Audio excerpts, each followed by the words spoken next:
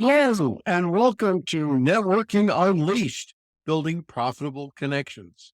Welcome back to the show, folks. I'm your host, Michael Forman, and you're listening to the podcast where networking is more than just awkward handshakes and bad coffee. It's an art and a talent. But here's the twist. It's an art and talent you can actually learn. Yes, even if you're the person hiding in the corner every event pretending to check emails. Networking isn't just a nice skill to have, it's a game changer. And when you get good at it, you'll wonder why you didn't start sooner. More connections, more opportunities, more profits. It's like unlocking a cheat code for life. So whether you're the life of the party or the just let me stay at home and text type, we've got something for you. So stick around and let's turn those awkward small talk moments into big wins. Now, I have a guest today. Her name is Amanda Greenberg, Amanda Brooke Greenberg, and she's got quite an extensive background. I'm read you a little part of it. Amanda is the founder of the A Initiative and social media influencer with with the at symbol from Apple to Orange, a Miami resident by way of New York City with over 15 years of experience in marketing and communications. Amanda has a broad experience. Amanda has a broad expertise in working with clients in the fashion, lifestyle, beauty, and hospitality industries. So before I butcher this any more than I already have, Amanda, welcome to the podcast. And please introduce yourself and tell us a little bit about your background. Thank you. Thank you for having me here today. I'm honored. And yeah, so my background started in New York City. I interned for a magazine in college and then immediately moved to the city right after I graduated. Took a job doing PR for a fine jewelry brand. I was the assistant level at that time. Learned everything I could from my first boss. She was incredible. Still in contact with her today and soaked up all the information I could and then made my way up in that company. Then I switched over to an agency where I had a range of clients in the fashion space, big retailers and e-tailers like Bergdorf Goodman and Net-a-Porter Group and Home Shopping Networks, and then also some contemporary and luxury fashion brands. So we worked with everybody from Marchesa to Aritzia and Uniqlo, and then some smaller, less known brands that we helped build and create. And then after being in New York for a decade, I moved down to Miami and went into hospitality PR because there isn't such an amazing fashion industry down here. And I wanted to make sure that I was, you know, working in the industry that made sense for the market. And I took a job as PR director and communications director for Nikki Beach, which is a global hospitality brand. They have restaurants, beach clubs, and hotels and resorts all around the world across their social media division. I did all the internal and external communications. And then I also did a lot of networking there and learning and growing as an in house or professional. And then I also simultaneously had just started my social media platform, which is from Apple to Orange, as you said. So from the Big Apple, New York, to the Florida Orange, and started parallel pathing with that, growing a following on my Instagram platform.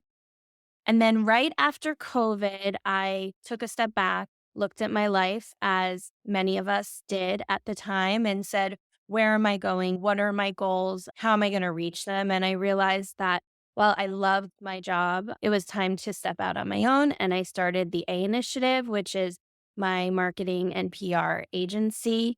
I work with a range of clients now, pulling in from all of my background experience. So, fashion, lifestyle, beauty, hospitality, F&B, and nonprofit.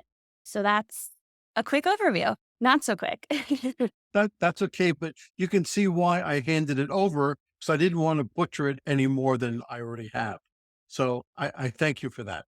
Okay, so first off, how has your approach to networking evolved over your 15-year career in marketing and communications?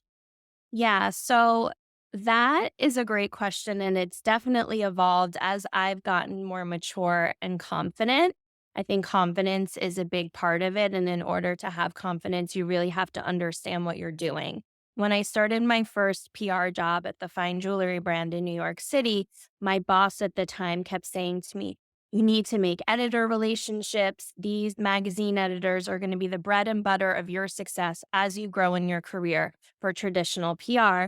And she would challenge me to take out a certain amount of editors to lunch or dinner or manicures, whatever it was, or a walk at least once a week. And that was like part of my measurement of success in that role. So she really pushed me into it. I remember feeling so uncomfortable at times, especially if I was taking out editors that were my senior and not really always knowing what to say to them. And then as I did it more, I got more and more comfortable. Now, over 15 years later, I feel like I can walk into a room, commands the attention of a conversation as I need to learn from people that I'm speaking with. And I'm a completely different type and style of networker at this point. Yeah, everybody has that certain somebody that kind of pushed them, that was either their mentor or something else, but everybody has that person. And it sounds like she was very good to you and pushed you in the right direction.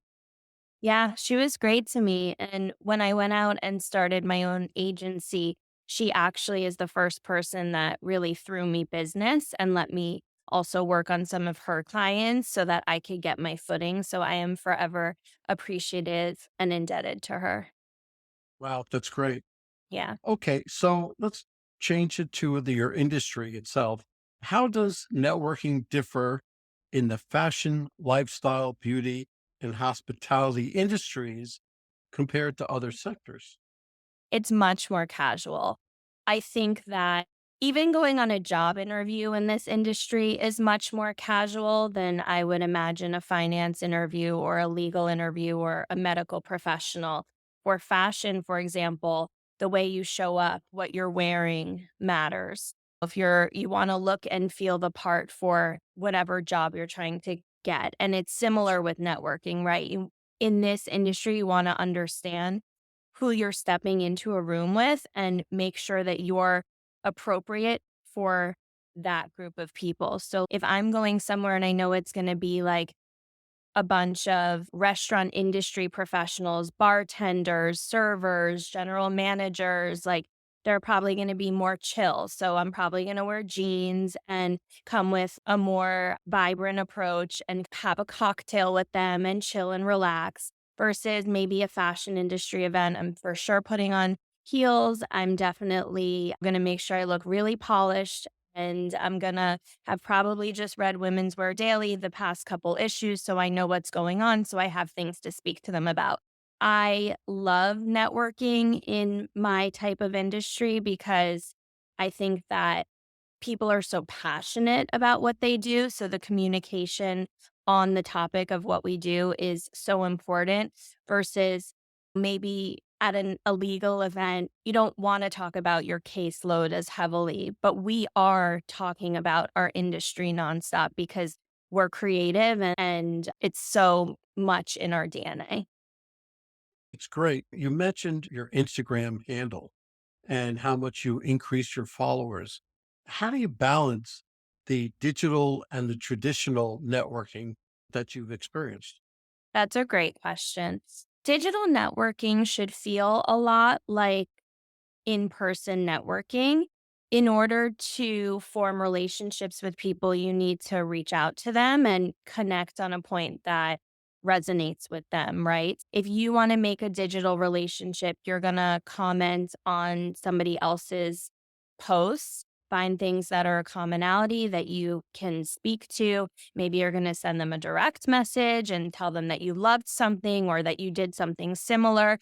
And you're going to start building friends online by doing that. It's imperative when you're networking in my industry to have some sort of digital presence because that footprint is almost like your business card. So I put as much emphasis on digital marketing as I do on in-person marketing. Yeah. Wow. That's good. So tell me, what's your secret to turning initial connections Mhm. into long-term relationships?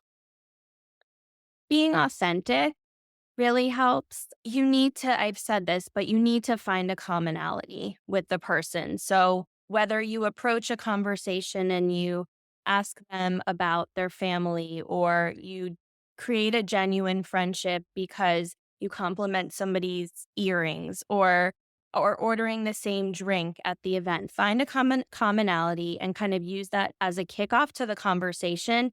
And then try not to be awkward. Try to have some questions in your head before you go somewhere to network that you can ask everybody. For example, it was just South Beach Wine and Food Festival here in Miami. So maybe if I was at an event this week trying to network and it was within the hospitality crowd, I would say to everybody, did you go to events for Sobe Wine and Food Festival? Did you enjoy them?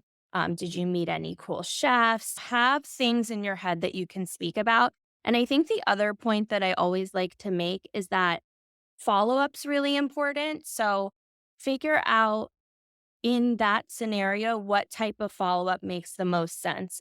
As we talked about, my industry is a little bit more casual. So people don't really have business cards on them as much. So people will generally connect through social media, or maybe they'll give you an email address. And I always like to be in control of the follow up. So I'll make sure to get everybody's contact information that I have spoken to, and I will do the follow up the next morning as opposed to relying on somebody else to follow up with me. And I will always bring in something that we talked about in person when I do the follow up. So, hey, so great to meet you last night. Don't forget to send me the link to the earrings you were wearing so I can order them too. Or, oh my God, that chef that you met that you met at South Beach Food and Wine Festival sounds like such a great guy. I'm going to go try out his restaurant next week, just so you can continue the conversation in an organic way. Yeah. You hit on so many points that is so important, that I don't know if everybody got what you were saying. It's important to be authentic, to be present. That's first and foremost. Confidence. That's another very important part of this. But the know you, like you, trust you really comes into it because they'll do business with you. I've said this on 1,000 podcasts. To know you, everybody knows you. You're a great girl. That's just the way it is. But like you, that narrows down the field just a little bit because everybody's not going to like you. But trust you, that's so crucial. That is the crucial factor in all of this.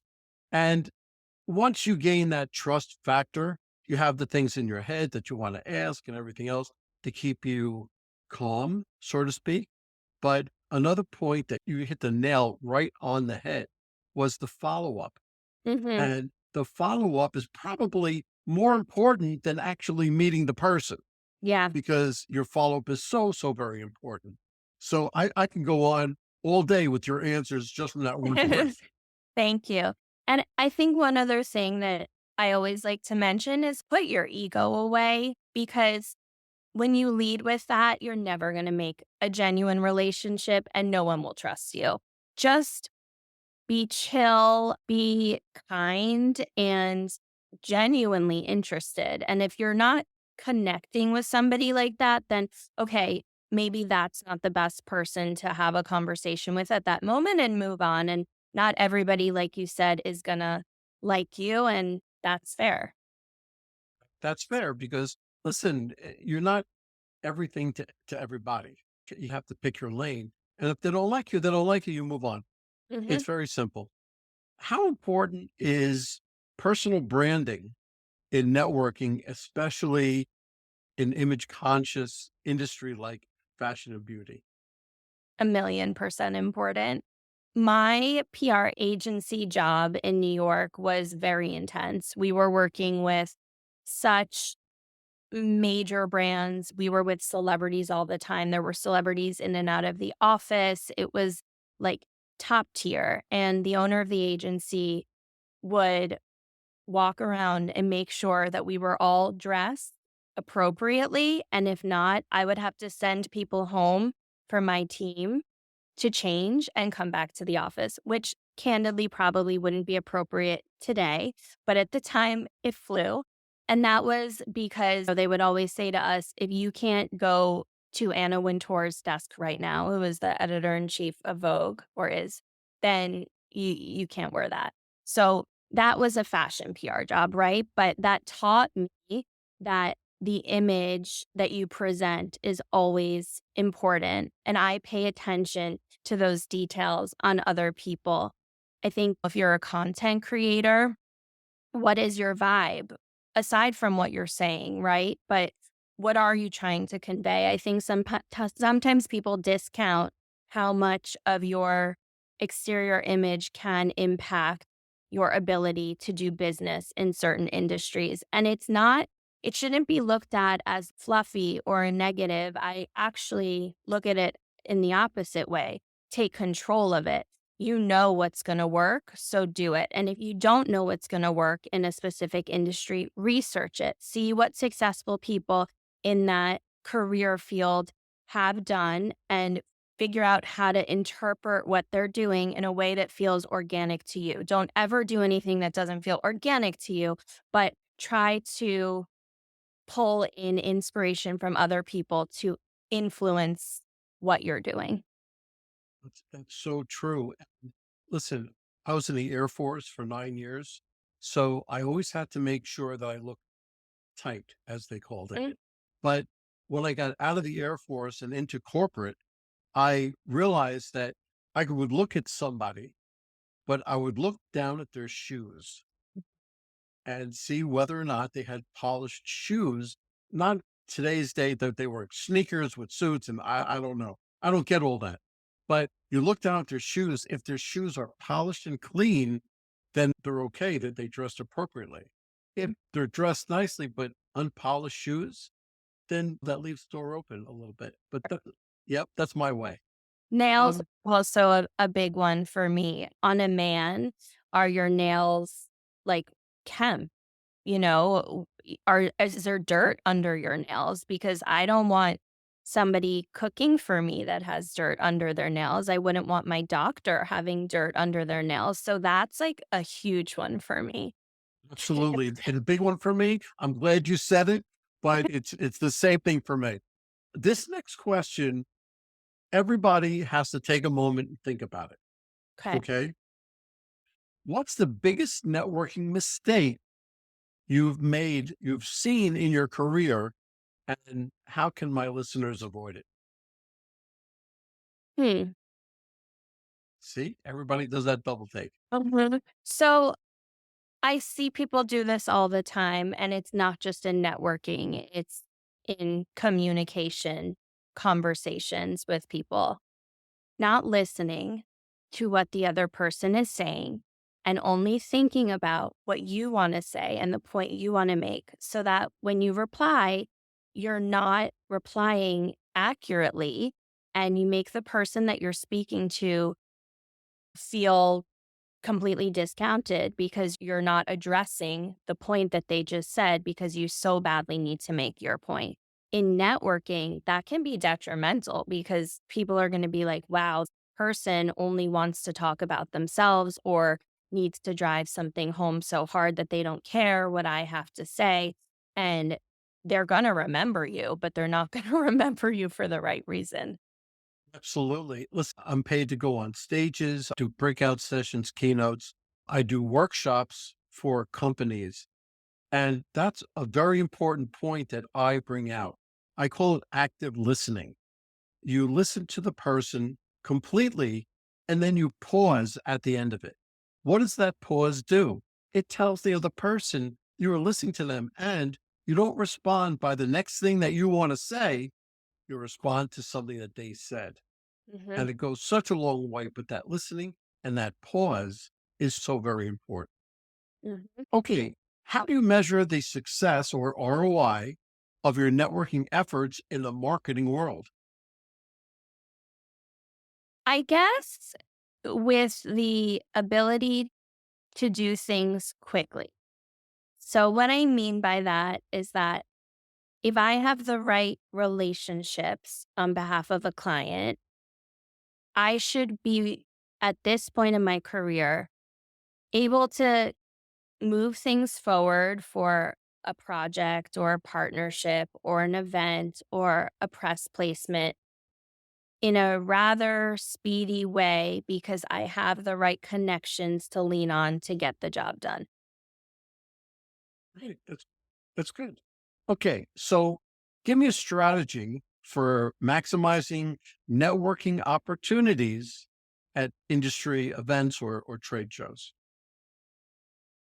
So, again, it's dependent on the industry, but generally speaking, I would say walk into the room, survey the room, look around, take it in, maybe walk to the bar, get a drink, even if it's a cup of water, just so you have something in your hand, and figure out who you want to speak to, and then observe for a second, and then walk over to them, try to start a conversation. If they're already speaking to a group of people, maybe you pause and you listen to what they're saying and you figure out how you can actually get involved in that conversation. If it's a one on one conversation, do what I said before, which is have something in your head in advance that you can say to them or compliment them on something. And then wrap that up, get their contact information, and move on to the next person. If you're in a networking situation like that, I imagine your objective is to speak to as many people in the room as possible, or that's what my objective would be. Politely wrap up conversations. Don't make people think that you're doing that in a rude way. And I'm sure we've all also been part of conversations where you feel the person that you're speaking to looking beyond you, knowing that they want to talk to somebody maybe that's behind you. Do not do that. That's so uncomfortable. So stay focused when you're with the person that you're speaking to, be present in that conversation, and then say, okay, great. I know we're here both to meet other people. I'll follow up with you tomorrow. It was lovely to meet you, and then move on. Again, you hit so many points of correct networking that I can't even begin to say where, because I'm telling you, because every time that you said, when, especially when you're listening, when you're pausing, when you have to build that rapport with the other person, I use something called FORM, family, occupation, recreation, and a message.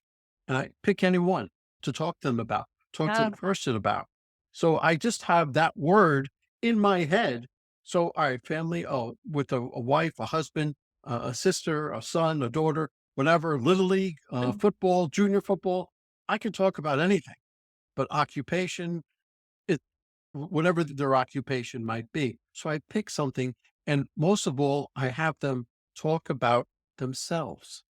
I have them they get because what people love to talk about themselves. always.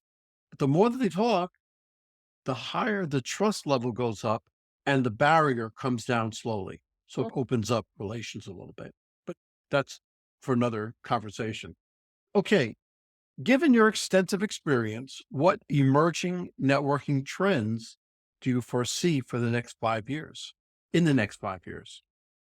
A heavier play on digital and social media networking. A lot of people who have been in their industries for longer don't totally understand or value those digital relationships through Instagram or Facebook or TikTok or LinkedIn. But as they shift out of the career industry and the younger generations continue to step in, I think that the emphasis on digital and your digital footprint will become more and more important. That's great. Amanda, I can't begin to tell you how great you did on this podcast. You hit the networking right on the head. I just expanded what you had to say um, because networking, I feel, is the base of all businesses. You have to network in order to go out and get more business, but you Mhm. have to network correctly so you don't look bad, you don't look this way or that way. So if you do it correctly, you'll do it very well, such as yourself. Amanda, if anybody wants to get hold of you for whatever the reason for any of your multiple categories, how would they do it? Thank you for asking that. So you can find me on Instagram at From Apple to Orange and slide into my DMs. I will definitely reply to you there. And then my business handle is at the A Initiative. So the THEA and then initiative. Nobody can ever spell some for some reason, but INITIATIVE. And you can also message me there. I would love to hear from everyone. That's great. Amanda, thank you very much. And hopefully we'll talk soon. Sounds good. Thank you for having me. Wait, we are sponsored by author Rodney Davis. Struggling to reach success? Maybe it's time to quit. In Quit Your Way to Success by Rodney Davis reveals the 27 steps to breaking bad habits that hold you back. This powerful book helps you to rewire your mindset, take control of your actions, and turn setbacks into stepping stones. With real life examples, motivational quotes, and actionable lessons, especially for sales professionals. You'll gain the tools to quit while stopping you and start winning. Transform your future today. Get Quit on Your Way to Success by Rodney Davis, available now on Amazon. Well, that's a wrap, folks. A huge thank you to our special guest for sharing such incredible insights today. And of course, a big shout out to you, our amazing listeners, for tuning in and spending your time with us. Remember, networking isn't about being perfect, it's about being present. So take what you've learned today, get out there, and make some meaningful connections. If you enjoyed this episode, don't forget to subscribe, leave us a review, and share it with someone who could use a little networking inspiration. Let's keep the conversation going.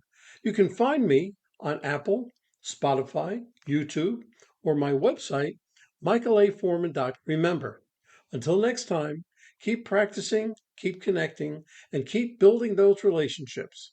This is Michael A. Forman signing off. Take care and happy networking.